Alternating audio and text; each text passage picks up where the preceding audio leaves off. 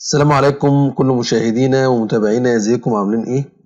الإيجار هو عقد بمقتضاه بيلتزم المؤجر إن هو يخلي المستأجر ينتفع بالعين المؤجرة، وده بيبقى نظير مبلغ نقدي.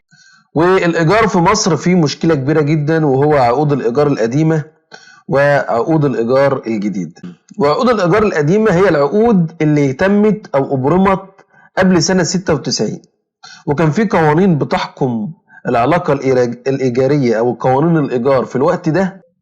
والقوانين القديمة دي اللي هي كانت قبل سنة 96 كان فيها مشكلة كبيرة جدا، لأنها ما كانتش بتنظم موضوع إن العقد شريعة المتعاقدين. للأسف لأ، هي كانت باصة إن المؤجر ده شخص طماع، أو هو ظالم، أو هو الطرف الأقوى في العلاقة.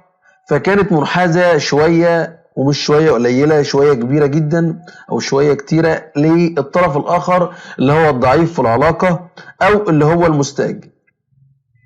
فكانت القوانين حتى لو الأطراف في العقد اتفقوا على مدة محددة، لا، كانت فاتحة المدة دي، أو كانت حطت شروط أو حالات معينة بخلافها ما ينفعش يتم إنهاء التعاقد.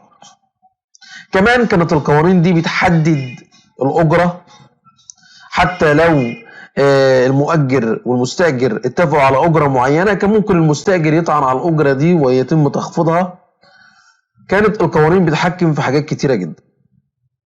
إنما بعد سنة 96 اللي هو بيتقال عليه عقود الإيجار الجديدة، القوانين مالت بقى إلى موضوع إن العقد شريعة المتعاقدين، ومن حق المؤجر والمستأجر إن هم يتفقوا على أجرة معينة اللي يعجبهم على حسب المنطقة اللي المنزل فيها أو العقار فيها أو الشقة أو العين المؤجرة فيها. هم عايزين بقى الأجرة تبقى 200 جنيه، تبقى 500 جنيه، تبقى 1000 جنيه، على حسب ما هم عايزين. كمان في العقود الإيجار الجديدة المؤجر والمستأجر بيتفقوا على المدة أو مدة الإيجار، زي ما هم عايزين المدة دي سنة، شهر، سنتين، 5 سنين، المهم يكون بحد أقصى 59 سنة. ما ينفعش إن احنا نعمل عقود إيجار مفتوحة المدة أو إلى ما لا نهاية. لازم نحدد مدة في عقد الإيجار وتكون بحد أقصى 59 سنة. فلو جينا نبص على الحالات اللي لازم ينتهي فيها عقد الإيجار، أول حالة طبعا وهي حالة انتهاء مدة العقد. يعني أنا محدد عقد أو محدد مدة الإيجار في العقد كمؤجر أو كمستأجر، ولنفرض هي 5 سنين. المفروض بعد ال5 سنين ينتهي العقد، إلا لو إحنا حاطين بنود معينة في التعاقد، إن هو مثلا إيه، إذا لو مفيش حد طلب إن العقد ينتهي بيمتد لمدد أخرى، أو مثلا بعد اتفاق الطرفين يمتد إلى مدد أخرى. إنما الطبيعي والقانوني إن العقد بينتهي بانتهاء مدته. بس للأسف وزي ما قلنا إن في عقود إيجار قديمة، ودي اللي كانت بتتم قبل سنة 96 قبل تدخل المشرع بالقانون الجديد. دي حتى لو كان المؤجر والمستأجر محدد فيها مدة معينة، للأسف كانت المدة دي لا ينظر إليها، وكان بيفضل الإيجار مستمر بدون رغبة المؤجر. حتى لو هو عايز ينهي التعاقد، لا، ما ينفعش تنهي التعاقد، والإيجار بيستمر إلى مدد أو إلى، عايزين نقول، إلى ما لا نهاية. تاني حالة من حالات انتهاء عقد الإيجار هو تغيير النشاط. ويعني إيه تغيير النشاط؟ يعني لو حضرتك أو المؤجر أجر شقة إن هي تكون سكن إلى أحد المستأجرين، راح المستأجر غير النشاط ده وخلاها من سكن قلبها مثلا مكتب محاماة. يحق للمؤجر في الوقت ده إنه يرفع عقد أو يرفع قضية إفساخ تعاقد وإخلاء على المستأجر، وبيكسب القضية لأنه المستأجر غير النشاط هنا في الحالة دي. وثالث حالة من حالات انتهاء عقد الإيجار هو إن المستأجر يكون في عنده إهمال، وإن هو ما يصينش العين المؤجرة باستمرار وبصفة دورية حتى لا تتلف. يعني لو المستأجر واخد شقة أو واخد عيادة أو واخد مكتب محاماة أو اي عين مؤجره واهمل فيها وفي صيانتها، ما بقاش يصين فيها بصفه دوريه، ساب كل حاجه تتلف، هنا من حق المؤجر انه يرفع عليه دعوى فسخ عقد ايجار واخلاء، وهنا في الحاله دي بينتهي عقد الايجار. كمان في حاله يتم فيها انهاء عقد الايجار، وهي الحاله اللي بيتم فيها او اللي بيعمل فيها ان المستاجر بيقوم بهدم كلي او جزئي للعين المؤجره في حيطة معينة أو أي حاجة في الشقة اللي هو مأجرها، وراح هد فيها وبدأ يغير في الحيطان، أو إن المبنى أو الشقة دي أو العين المؤجرة أصبحت آيلة للسقوط، هنا بيحق برضه للمؤجر إن هو ينهي عقد الإيجار. كمان بيتم إنهاء عقد الإيجار سواء بقى عقد إيجار قديم أو عقد إيجار جديد إذا ثبت للمؤجر إن المستأجر تنازل عن العين المؤجرة لشخص آخر، أو إن هو قام بتأجيرها من الباطن، وده بدون إذن صريح من المؤجر. أما لو في إذن صريح ما بين المؤجر والمستأجر على إن هو يحق ليه إن هو يتنازل عنها لشخص آخر، أو بيأجرها من الباطن، أو يستنفع بها أو يستخدمها بأي طرق من طرق الانتفاع، هنا ميبقاش فيه مشكلة.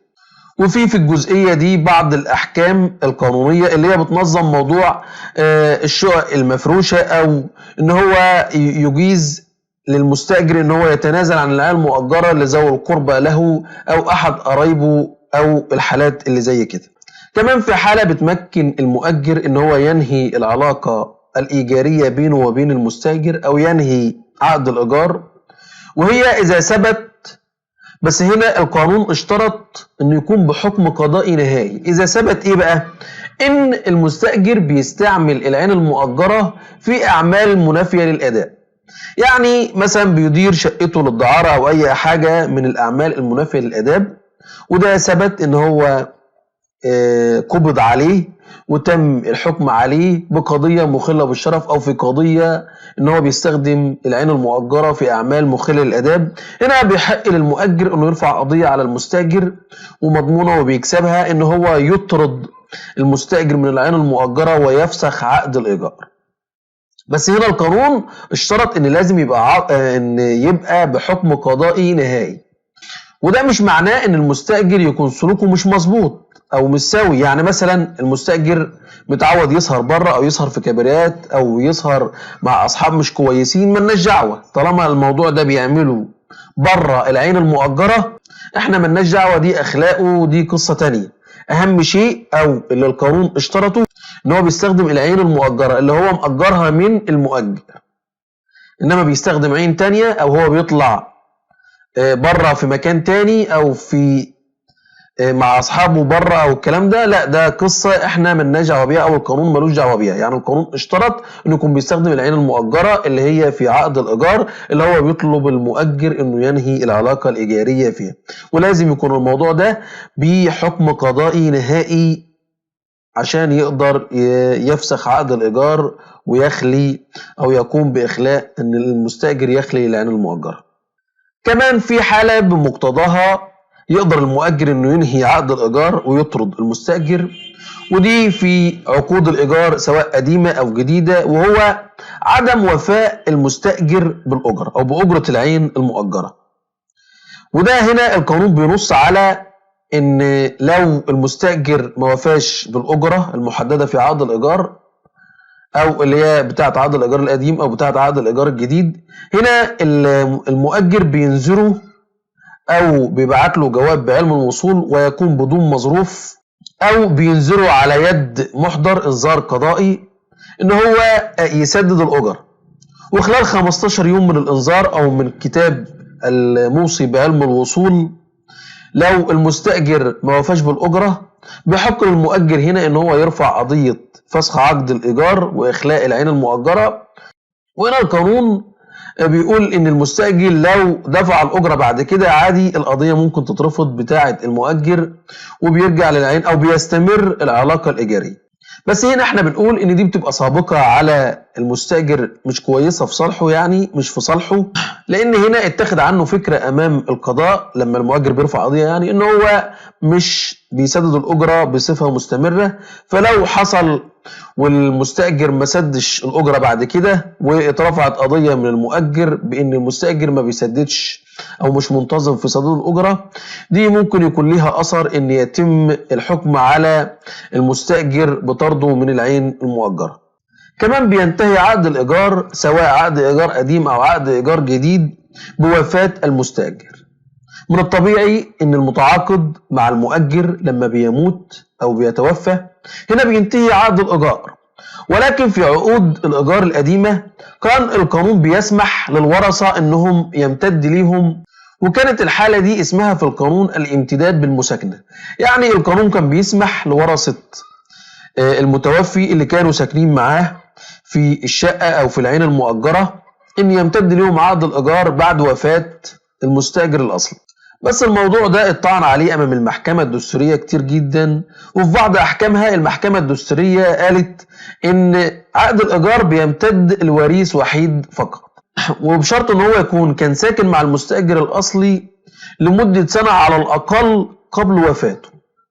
يعني ما ينفعش واحد ما كانش ساكن مع المستأجر الأصلي أول ما يعرف إن هو توفى يجي ياخد الشقة ويستمر عقد الإيجار في الحالة دي. لا، لازم يكون إن هو كان عايش مع المستأجر الأصلي قبل الوفاة على الأقل بسنة، أو بقى واحد قريبه كان مسافر أول ما يعرف إن هو توفى وإن دي شقة عقد إيجار قديم يجي بسرعة ويقعد في الشقة. الكلام ده طبعا مش قانون وما ينفعش. هنا بيحق للمؤجر إنه يرفع قضية أول ما يعرف إن المستأجر الأصلي توفى وما كانش حد قاعد معاه في الشقة وقت الوفاة أو خلال سنة قبل كده، او مثلا عرف ان قريبه ده او ابنه او اخوه او كان عايش في مكان تاني او ما كانش قاعد مع المستأجر الاصلي. هنا المؤجر بيرفع قضية بفسخ التعاقد او بانهاء عقد الايجار وبيسترد الشقة بتاعته مؤجرة وان هي ترجع له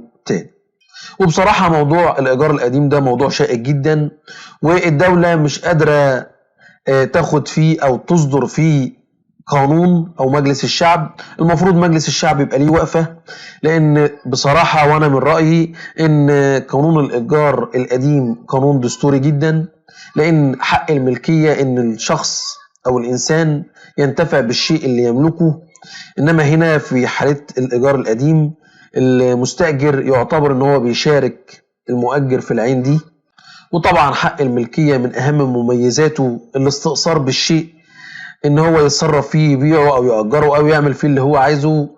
وللأسف في عقود الإيجار القديمة المالك أو المؤجر ما بيقدرش يعمل كده، لأن في قوانين قديمة كانت حاكمة الموضوع لازم يتدخل المشرع فيها ويغير فيها. لأن لما حصل تعديل في 96 كان التعديل بالنسبة للمستقبل وليس للماضي. المشرع في الوقت ده ما قدرش يقرب جنب عقود الإيجار القديمة، والحاجات أو التعديلات اللي دخلها بقانون 96 على العقود اللي جايه في المستقبل. فاحنا بنناشد المشرع المصري ان هو يدخل او يتدخل بتعديل على عقود الايجار القديمه، حتى على الاقل يرفع القيمه الايجاريه اللي فيها، لان المقابل او مقابل عقود الايجار في العقود دي للاسف زايده جدا. الواحد بيسمع 2 جنيه و4 جنيه و5 جنيه و50 جنيه و100 جنيه، انا اسف، فلوس ملهاش اي قيمه. يعني في ناس عندها عماير او عندها بيوت ومش مستنفعة بيها، وللأسف حالتها المالية والاقتصادية تعبانة جدا على الرغم من ان هي صاحبة املاك. واخيرا اشكركم لحسن المشاهدة، والسلام عليكم ورحمة الله وبركاته.